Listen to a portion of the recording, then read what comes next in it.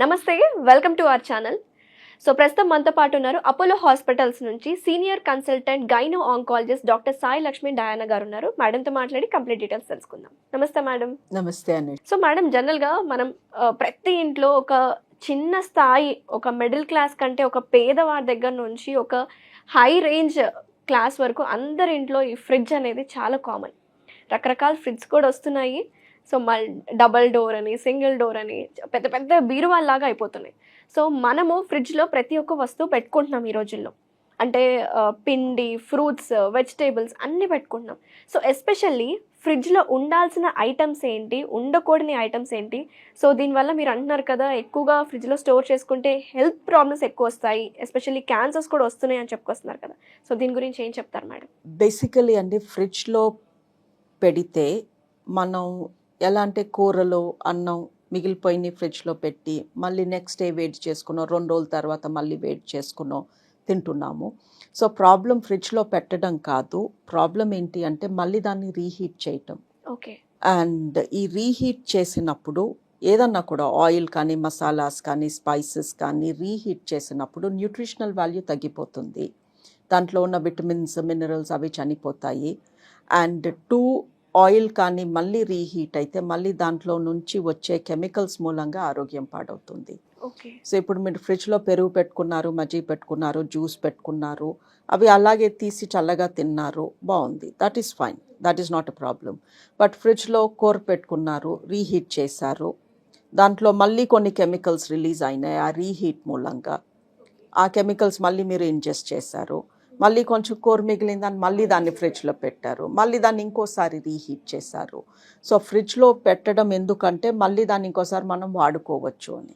Okay. కొన్ని పదార్థాలు అందుకే పెట్టుకుంటున్నాము, అది చల్లగా ఉంటుంది అన్న ఒక్క రీజన్ కాదు, అది ఎక్కువ రోజులు స్టోర్ చేయొచ్చు. So we're repeatedly reheating. అది హీట్ అయిందాన్ని మళ్ళీ హీట్ చేసి వండిన రోజు పెట్టాము, మళ్ళీ హీట్ చేసాము, మళ్ళీ మిగిలిందని మళ్ళీ హీట్ చేసాము. That is what is causing the health problem. Something ma'am, rice కూడా పెట్టుకుంటున్నారు కొంతమంది. రైస్ కూడా పెడుతున్నారు, బికాజ్ మిగిలిపోయింది పారేయటం ఎందుకు, వేస్ట్ చేయడం ఎందుకు అని. సో వాట్ వీ టెల్ అంటే, మీకు తప్పక ఫ్రిడ్జ్లో ఇప్పుడు రోజు వండుకోవడం కుదరదు, లేదా 3 రోజులకు ఒకసారి వండగలను నేను అనుకున్నప్పుడు 3 పోర్షన్స్ కింద దాన్ని ఫ్రిడ్జ్లో పెట్టి ఒకేసారి రీహీట్ చేసి అది చేసింది తినేయండి. మొత్తం రీహీట్ చేసేసి అందులో సగం తిని మళ్ళీ సగం అందులో తోసి మళ్ళీ, so stop the reheating process. మనం కొంచెం ఆలోచనతో ప్లాన్డ్గా చేస్తే, వండిన రోజు ఫ్రిడ్జ్లో పెట్టి మళ్ళీ దాన్ని ఒకేసారి రీహీట్ చేసి చేసిన రోజు మొత్తం దాన్ని వాడేసుకుని, లేదా what ever you want to do with it, దాన్ని మళ్ళీ ఫ్రిడ్జ్లో పెట్టి మళ్ళీ రీహీట్ చేయొద్దు. That is what is causing the health problems. Ideally fridge ఉన్నది చల్ల వస్తువులు ఇంకా చల్లగా ఉండి ఎక్కువ రోజులు పాలు, పెరుగు అలాంటివి, ఐస్ క్రీమ్స్ అలాంటి వాటి కోసం. ఓకే. ఎవరు కూడా ఇలా 3 రోజులకి 10 రోజులకి ఒకసారి వండుకుని ఫ్రిడ్జ్లో తోసుకుని దాన్నే హీట్ చేస్తూ తినమని, ఐ డోంట్ థింక్ ఫ్రిడ్జ్ అందుకు తయారు చేసినట్టు కాదు. బట్ మనం అలా వాడుతున్నప్పుడు కొంచెం ఆలోచనతో రిపీటెడ్ రీహీటింగ్ అవాయిడ్ చేయటం మంచిది. ఇంకొకటి మేడం, జనరల్గా ఈ మధ్య కాలంలో అయితే ఈ పప్పులు, ఉప్పులు ఇవన్నీ ఉంటున్నాయి కదా, అవి కూడా డీప్ ఫ్రిడ్జ్లో పెట్టేస్తున్నారు. సో ఇది ఎంతవరకు కరెక్ట్ అంటారు? I don't think. ఇప్పుడు ఫ్రిడ్జ్లో మనము కొన్ని వస్తువులు చెడిపోయాక కూడా తెలియకుండా అలాగే హీట్ చేసుకొని తింటున్నాం కదా. ఎస్పెషలీ అన్నం అలా రీహీట్ చేయొద్దు అంటారు. అన్నంలో తడి ఉంటుంది కాబట్టి బ్యాక్టీరియా చాలా తొందరగా పెరిగిపోతుంది, బ్యాక్టీరియా అండ్ ఫంగస్.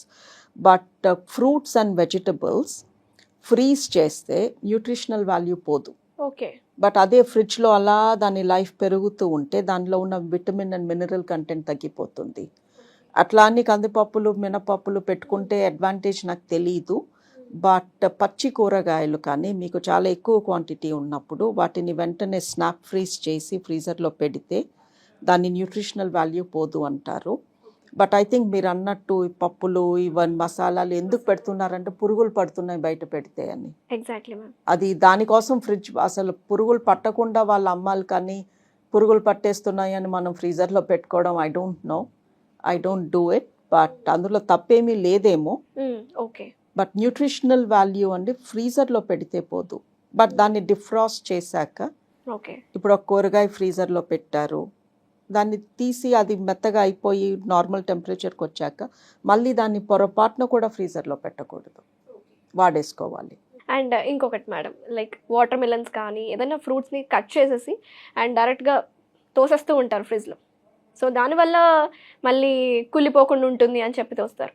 సో దీని గురించి మాట్లాడతాం. అగైన్ అండి, ఇప్పుడు మనం ఒక ఫ్రూట్ తింటున్నప్పుడు టేస్ట్ ఒక్కదాని కోసమే తినం కదా. ఎస్. అందులో విటమిన్ సి ఉంది, విటమిన్ బి కాంప్లెక్స్ ఉందనో, విటమిన్ ఏ ఉందనో తింటున్నాం కదా, మంచిది అని మంచిదని. తింటున్నాము. మరి అది ఫ్రిడ్జ్లో అలా దాని లైఫ్ పెరుగుతూ ఉన్నప్పుడు ఆ విటమిన్ కంటెంట్ తగ్గిపోతూ ఉంటుంది. సో దాని బదులు ఎప్పటికప్పుడు ఫ్రెష్ ఫుడ్ తింటే ఆ విటమిన్స్ మినరల్స్ మన బాడీలోకి వెళ్తాయి కదా. Yes. So prolonged life cut చేసి దాన్ని రోజుల తరబడి ఫ్రిడ్జ్లో పెడితే I don't think we're getting the benefit of the fruit. Fridge గురించి మనం దీని గురించి మాట్లాడుకుంటే మీరు క్లియర్గా చెప్పారు మేడం, ఫ్రిడ్జ్లో కొన్ని పెట్టుకోవచ్చు కొన్ని పెట్టుకోకూడదు అని. సో క్యాన్సర్ గురించి మనం మాట్లాడుకుంటే మీరు యాజ్ ఎ సీనియర్ కన్సల్టెంట్ ఆంకాలజిస్ట్గా సో క్యాన్సర్ని ప్రివెంట్ చేయాలి అంటే ఎలాంటి ఫ్రూట్స్ ఎక్కువగా కానీ ఎలాంటి వెజిటేబుల్స్ మీద మనం ఫోకస్ చేయాలంటారు? కెరటినాయిడ్స్ అంటామండి, యాంటీ ఆక్సిడెంట్స్ రిలీజ్ చేస్తాయి. ఈ యాంటీ ఆక్సిడెంట్ అనే పేరు చాలా పాపులర్ అయింది. ఎస్.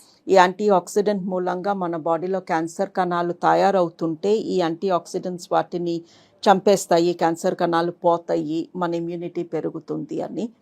ఈ antioxidants coloured fruit and వెజ్లో ఎక్కువ ఉంటాయి.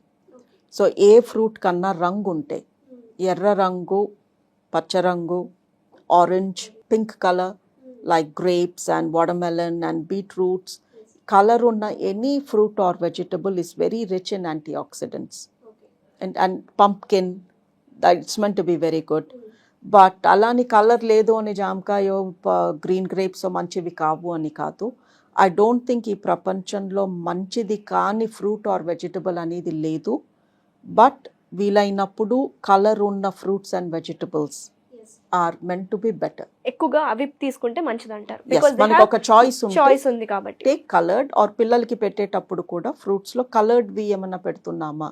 yes they'll feel attractive also. Yes, and మన vegetables లో onion and garlic, they have lot of immunity boosting properties. Okay, ఉల్లిపాయ ఇంకా వెల్లుల్లి. Yes, and turmeric. Thank you so much madam, చాలా detailed information ఇచ్చారు. అసలు ఫ్రిడ్జ్లో పెట్టకూడని వస్తువులు ఏంటి, పెట్టాల్సిన వస్తువులు ఏంటి, అండ్ యాంటీ క్యాన్సర్ ఫుడ్స్ ఏమైనా ఉన్నాయా అంటే కూడా దాని గురించి కూడా చాలా వివరంగా చెప్పినాను. Thank you so much ma'am. Thank you.